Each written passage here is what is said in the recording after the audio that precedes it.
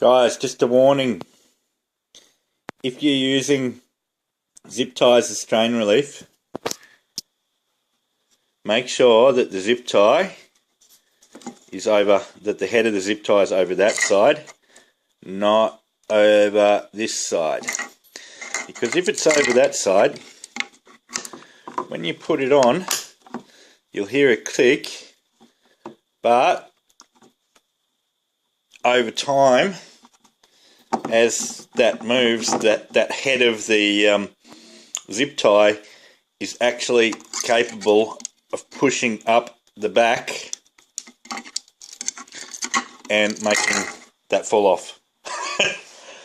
Unfortunately, I think I've just found that out the hard way. I can hear a noise that sounds like that moving on my cameras out on our very far distant project.